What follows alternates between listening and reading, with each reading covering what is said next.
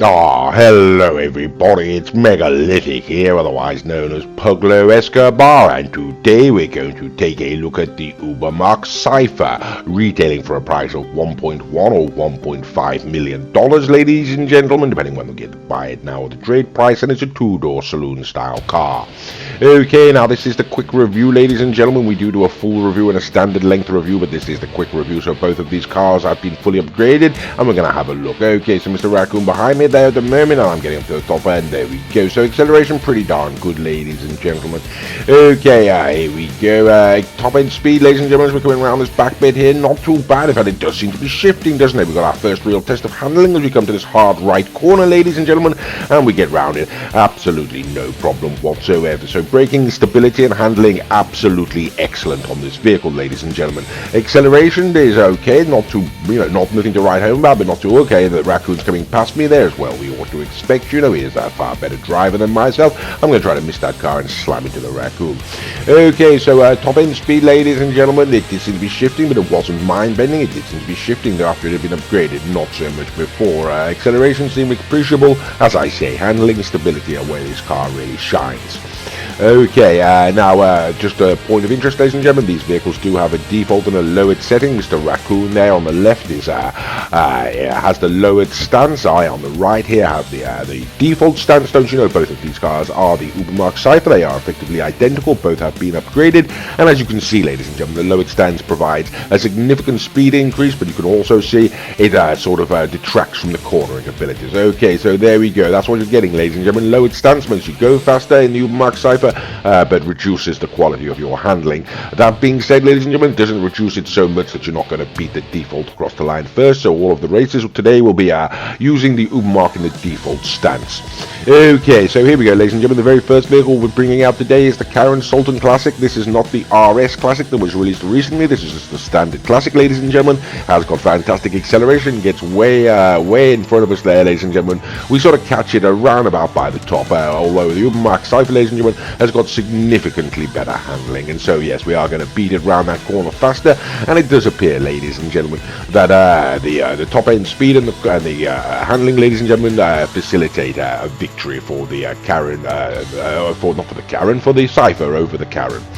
Okay, ladies and gentlemen, so the next vehicle we are now going to bring out is going to be the Sultan RS Classic. Now, this is the vehicle that was released recently, ladies and gentlemen. Once again, it has got fantastic top-end speed. We are catching it a little bit before the Classic there, ladies and gentlemen. We're getting around the corner ahead of it there, and there we go. That's the difference, ladies and gentlemen. So, yes, the Sultan RS Classic does have slightly better handling and more power, ladies and gentlemen, enabling it to actually genuinely beat the Cypher this time. So the Cypher can beat the Classic, but not the RS Classic, and there we go. So the very next vehicle we're bringing out now, ladies and gentlemen, is going to be the Obey 8 Drafter, don't you know? Released as part of the Casino House there, ladies and gentlemen, alongside the Paragon R. We found it to be a rather interesting car, not too bad, but it didn't beat the Paragon R, so we placed the Paragon R ahead of it, don't you know? So either way, ladies and gentlemen, we do get to the top of the track before it, but rather surprisingly, ladies and gentlemen, we didn't expect this. The Obey 8 Drafter makes it around the corner first, ladies and gentlemen, although there is a battle for it down the back.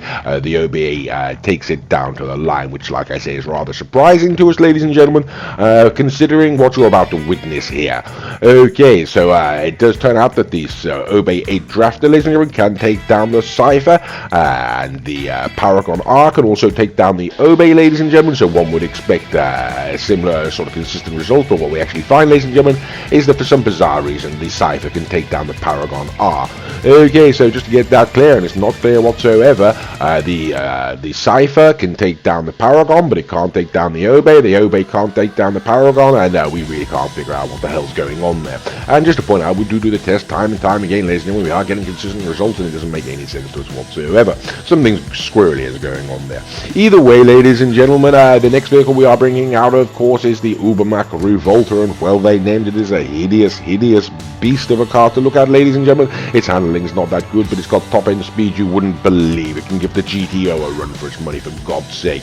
Okay, that being said, of course, ladies and gentlemen, because of that very fact, yes, the Ubermacht Revolter, ladies and gentlemen, a four-door car, is going to beat the Ubermacht Cypher, and there we go.